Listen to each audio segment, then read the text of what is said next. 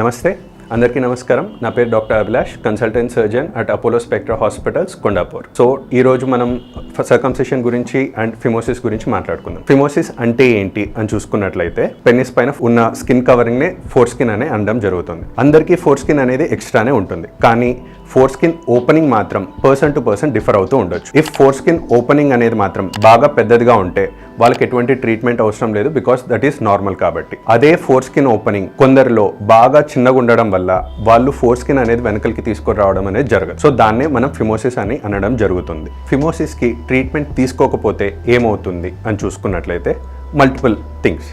First, sexual intercourse. అప్పుడు intercourse చేయలేము అని కాదు, కానీ ఇంటర్కోర్స్లో వచ్చే సెక్షువల్ ప్లెజర్లో కావచ్చు ఆర్ లూబ్రికేషన్లో కావచ్చు ఆ ఎఫెక్ట్ అనేది ఈజీలీ తెలుస్తుంది. Apart from the sexual intercourse, second thing cleanliness. ఎలా అంటే ఇప్పుడు ఎలాగైతే చర్మం పైన చెమట పడుతుందో ఆర్ మౌత్ లోపల సలైవా అనేది ఎంగిల్ అనేది వస్తుందో, అలాగే మనకు పెన్నిస్ కి ఫోర్ స్కిన్ కి మధ్యలో కూడా కొన్ని సెక్రీషన్స్ అనేవి రావడం జరుగుతుంది. అదంతా కంప్లీట్లీ నార్మల్. ఆ వైట్ సెక్రీషన్ అనేది అబ్సల్యూట్లీ, చెమట అనేది ఎంత కామనో ఆ వైట్ సెక్రీషన్ అనేది కూడా అబ్సల్యూట్లీ నార్మల్. ఇప్పుడు ఎలాగైతే 1-2 days స్నానం చేయకపోతే బ్యాడ్ స్మెల్ అనేది రావడం స్టార్ట్ అవుతుందో, అలాగే పెన్నిస్ కి ఫోర్ స్కిన్ కి ఉన్న మధ్యలో సెక్రీషన్స్ అనేది ఈ ఫిమోసిస్ ఉన్న వాళ్ళలో ఫోర్ స్కిన్ వీళ్ళు వెనకలికి తీసుకొని సరిగ్గా క్లీన్ చేసుకోలేరు కాబట్టి ఆ ఫోర్ స్కిన్ కి పెన్నిస్ కి మధ్యలో ఆ సెక్రీషన్స్ అన్ని డిపాజిట్ అయిపోయి అదే ఇన్ఫెక్షన్ గా దారి తీయచ్చు.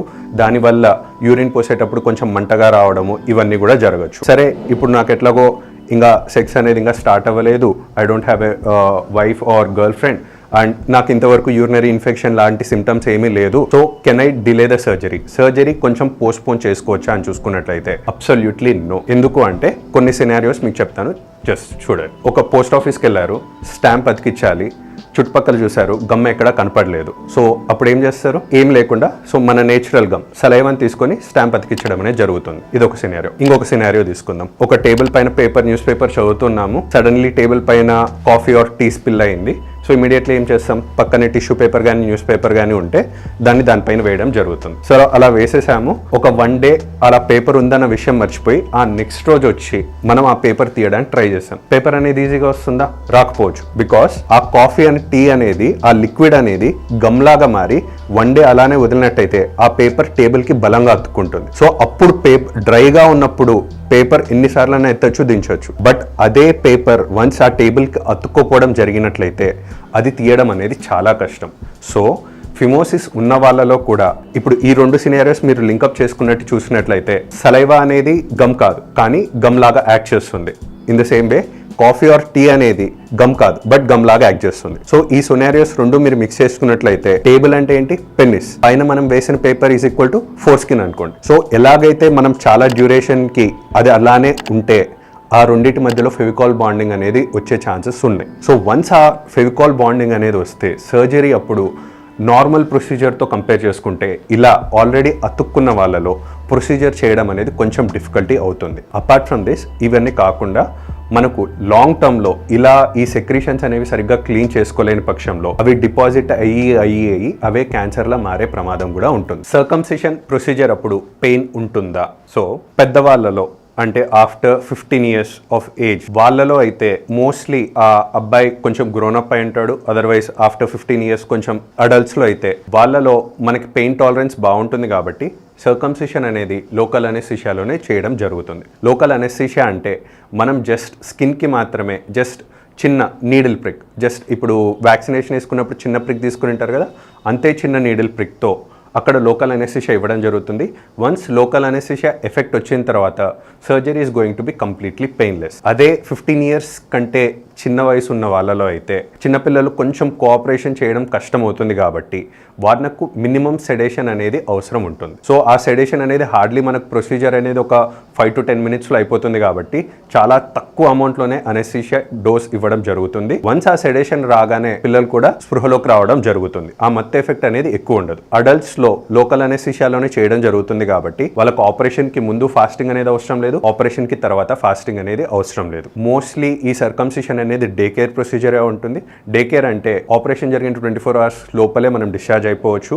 అండ్ ఆపరేషన్ జరిగిన రోజు వరకు ఒక 2-3 hours వరకు కొంచెం మంటగా కొంచెం పెయిన్ అనేది ఉంటుంది.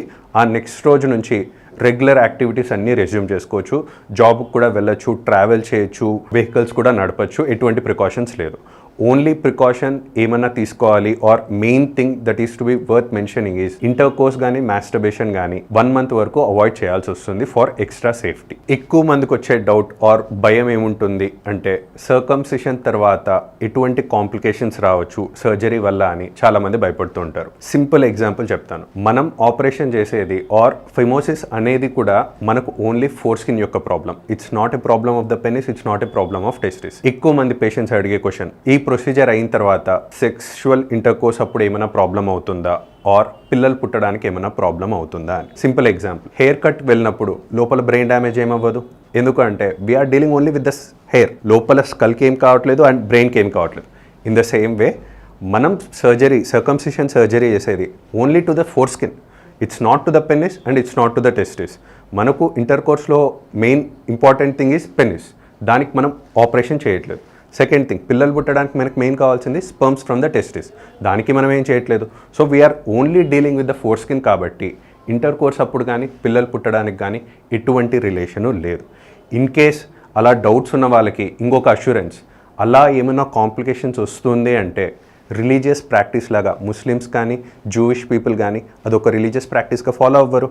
ఇన్ కేస్ దానివల్ల ఏమైనా కాంప్లికేషన్స్ ఉన్నాయంటే it's completely safe and medically అది దానికి అడ్వాంటేజెస్ ఉన్నాయి కాబట్టి అది రిలీజియస్ ప్రాక్టీస్ లాగా ఇంకా కూడా కొనసాగడం జరుగుతుంది. వరల్డ్ వైడ్ చూసుకున్నట్లయితే ఇందాక మనం చెప్పిన కాంప్లికేషన్స్లో చివరిగా క్యాన్సర్ కూడా రావచ్చు అనుకున్నాం, రైట్?